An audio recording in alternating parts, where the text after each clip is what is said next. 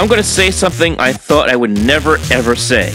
I actually miss the days of Sandy Alderson as the general manager of the New York Mets. That's right, I said it!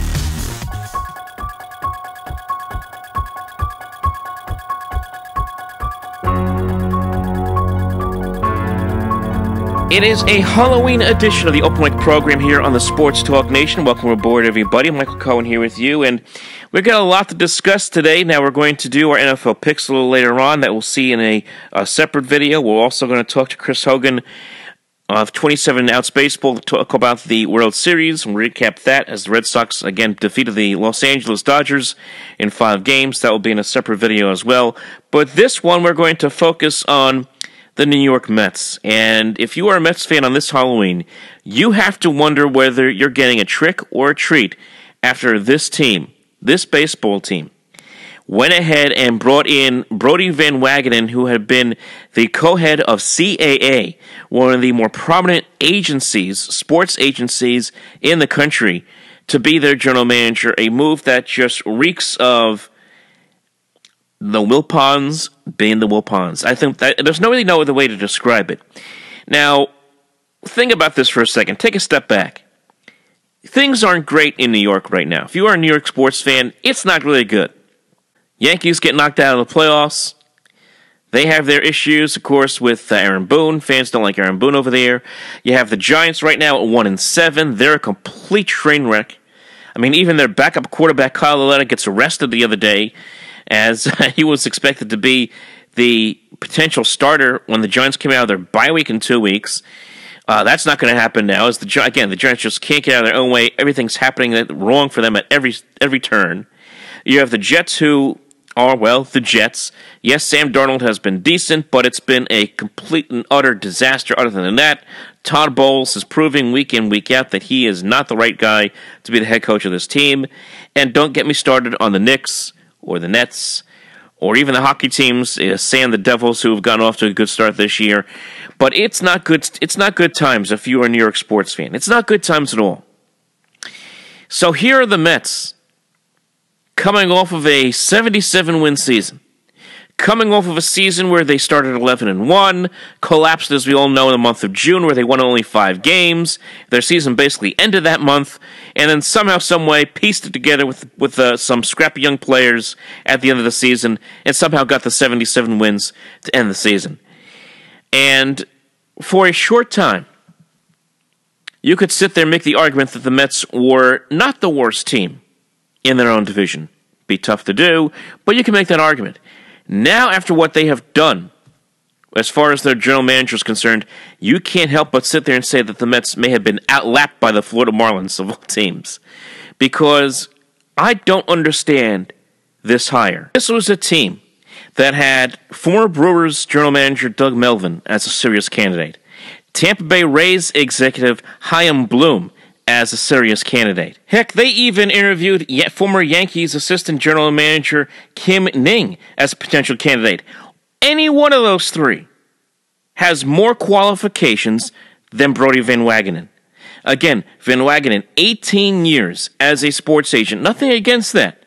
He did a great job for his players, getting them contracts. He's one of the guys that was a big part when he was with Rock Nation, of getting that ridiculous Robbie Cano contract in Seattle that they, up in Seattle, can't wait to get out of. 10 years, $240 million. He is the one that made that happen for Robbie Cano. But again, Brodie Van Wagenen has no front office experience, has never worked in a baseball front office, has never been in scouting. He is basically going into this thing, aside from being a baseball agent, a sports agent, really a total novice into a New York sports team, and he's going to run the entire operation. Now, if you had told me that this would be and we see sports teams do this all the time, and we see this with the in football in particular, where you have your general manager and you have then your director of in football anyway, football operations. Okay, I know this is a bad example because they're 3-5 right now. They have their own issues, but I'll use the Jaguars as an example. They have their general manager, who again oversees the entire operation of the organization, and then they have their football guy, who is Tom Coughlin, who is running the football team. Now, if you told me you're bringing in Brodie Van Wagenen just to be that guy who's just going to look over the organization, maybe he'll be more heavily involved in organizational operations, such as sales and what have you, I have no problem with this hire. The fact is, the Mets have brought this guy in here to shop for the groceries. Talk about a conflict of interest. This guy represents a whole bunch of players in and around Major League Baseball, at least had represented them anyway, and he represents, bottom line, a bunch of guys who are on this Mets roster. Jacob deGrom, Noah Syndergaard, Brandon Nimmo, Todd Frazier. Look up the pictures online. I'm sure you can Google them right now if you want. You can type in Todd Frazier signs with Mets. Guess who's the agent that's standing next to him? It's Brodie Van Wagenen. So the same guy who has negotiated contracts for players on the Mets to get them into the Mets is now in a position where he is going to be negotiating contracts in favor of the Wilpons. He is going to be the guy that's going to be potentially down the road, hey, if the Mets start doing nothing this year, trading guys out of town. Potentially trading his old clients out of town. Do you think that's going to be a little awkward? I would say it would be. And yesterday I'm watching this press conference.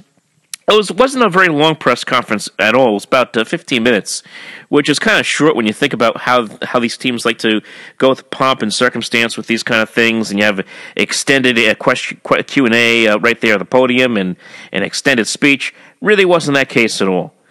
But the most bizarre thing that I noticed from that press conference yesterday was the fact that I got the sense this guy is going to come in here and he is going to rely very heavily on everything that the Wilpons do.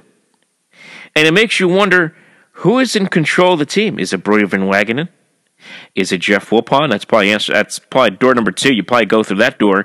Are they going to keep guys like John Ricco or Omar Minaya or J.P. Ricciardi? Are those guys going to have a bigger influence on what players come here to New York? That's a big question. And not to mention, as I hinted before, a conflict of interest. How is Brodie Van Wagenen going to sit there and have any kind of discussions, not just with players that he once represented, but with any player? He is going to look across the table at a fellow agent that he probably knows through the grapevine, and that guy is going to look at him and say, man, how the heck did you get this gig? It's ridiculous. You're in a situation where you could have agents who may not be willing to come and talk to the Mets or negotiate with the Mets because of this perceived conflict of interest. Here is a guy who was once an insider, once an agent, a guy who, in Brodie Van Wagenen, knows intimate details of players' lives. Okay, he knows all the details about what goes on with Jacob deGrom or Noah Syndergaard. He knows these guys to the T. And he is going to bring that knowledge now to the other side of the table with the Wilpons. And that fear that you've heard about a lot here this week is that he could use that knowledge.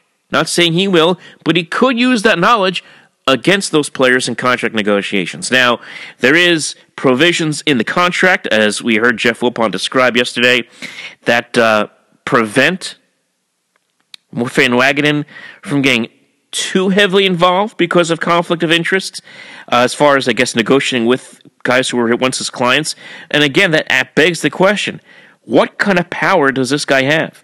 And Wilpon really stopped short of answering that question. He really didn't go into detail on that question. But you have to wonder, what is this guy's impact going to be? It's really disconcerting. It really has to make you worried if you are a Met fan, if you are trying to sit here and wonder where this team is going in 2019 and beyond.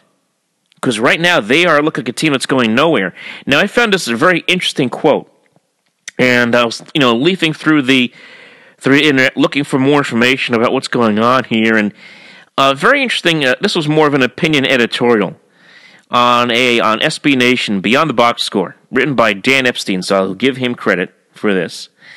and he referenced a tweet by MLB.com's Anthony DiComo, in which DiComo tweets, Mets Chief Operating Officer Jeff Wilpon reached out to Van Wagenen for advice about GM candidates. In time, the conversation shifted from others around baseball to Van Wagenen himself, quote unquote. So that tells you, that says a lot. That Van Wagenen kind of used the Wilpons a little bit. That's how it's coming across. That the Wilpons went out, they went, for whatever reason, decided to talk to him about different GM candidates and guys that he would recommend, and he just pushed his way in and said, hey, I got some ideas. Let's sit down and have a discussion. Let's have a chat. And he eventually schmoozed his way, as a lot of agents can do. And look, they are smooth talkers for a reason. Their job is to convince their client that they can go out there and make the best deal possible for their guy. And as a result, he probably used that same strategy in getting this position here with the Mets. It's possible. Not saying it's likely, but this is what I'm reading here again. This is a tweet that came out from Anthony DiComo on MLB.com. That's where I'm getting that from. So you have that. As I mentioned before, you have the concerns about conflict of interest. What kind of contracts are these guys going to get? And if I'm a Jacob deGrom, if I'm a Noah Syndergaard, I'd be a little bit worried right now. Like I said, all my personal information still with this guy, and now he's going to tell it to the Wilpons. He is going to use this against me, possibly in negotiations of a contract. And if I'm Jacob deGrom, if I sit down trying to negotiate a contract extension, am I going to get what I deserve? We'll have to wait and see. Okay? Now, granted, to be fair, we don't know what the Mets are going to do as far as free agency is concerned. We don't know what players they're going to be able to bring in. Now, the assumption is the Mets are not going to spend a lot of money. They may tell you that they're going to spend on scouting, and they're going to do this and that. The assumption right now is that the Mets are not going to be buyers for Manny Machado, so forget that. And considering what Machado said the other day, that he doesn't hustle, which is what he came out and said during the World Series, I don't think that would play too well in New York. So forget that. Bryce Harper, you can certainly forget that. He's not going anywhere near New York unless it's the Yankees. So you have to wonder, what kind of team is this guy going to build? And the one thing that really scared the living crap out of me is I'm listening to Mike Francesa interview this guy, and Van Wagenen doesn't sound like a guy. He sounds like a novice. Mike asks him about the lineup. I would love to play the clip, but because of copyright things, I don't want to do that, so I'm just going to leave it out. I'll probably post the link to that segment so you can listen to that separately if you haven't listened to it already. But Mike asks him about what kind of team he would like to build here in New York. What does he think about the current roster?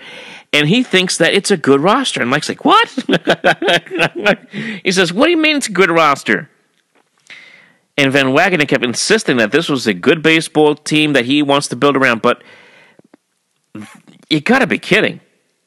You got to be kidding. I mean, this was a team that was depleted by injuries this past season. You mean to tell me that you like an Austin Jackson on this team? You like to see Dominic Smith, who really isn't the answer at first base. You really don't have a first baseman. You have questions all over the infield. I mean, this is a team you want to build up. You want to have guys that you want to build around. Okay, maybe Michael Conforto, I can understand that. Brandon Nimmo, I can understand that. You want to build around those two guys. Go right ahead, aside from the two pitchers. But there's not a lot there with the Mets. I would love to include Jeff McNeil, but again, we really don't know too much about McNeil. What he played, 57 games, 63 games, so the jury's still out on him. But this is not a team that's anywhere close to contention right now. This is a team that needs a major facelift. This is a team that needs a major infusion of talent at both the major league and the minor league system. And that is going to be a big question for the Mets.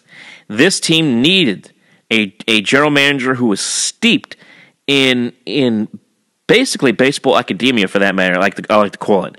Someone who has deep knowledge of farm systems, deep knowledge of players in scouting different players, That's the kind of guy the Mets needed. All we talked about this past year was the Mets and their depleted farm system and how they needed somebody to come in and infuse the talent. It's certainly not going to come from Brodie Van Wagenen. If they keep Omar Minaya around or J.P. Ricciardi, maybe that can help a little bit, but we know where it's not going to come from. It's not going to come from the guy who's the head of baseball operations unless he goes out there and is smart enough, okay, and is smart enough to go out there and bring in some true baseball guys to make this work. But for right now, on the outset of this hire, I don't like it. It's a really, really risky gamble, and I have to sit there and question what the Met intentions are moving forward, into 2019. Again, there's going to be a lot of discussion. Things are going to get ratcheted up on the hot stove. Season coming up with regards to free agency, what have you. We'll see what the Mets decide to do, if anything, at that point. So, Brodie Van Wagenen is now the GM of the New York Mets, and we move right along in the hot stove season. All right, folks, keep in mind, follow us here on the social media at facebook.com/OpenMicProgram, at OpenMicNJ on Twitter, and of course, like and subscribe right here on the Sports Talk Nation here on YouTube.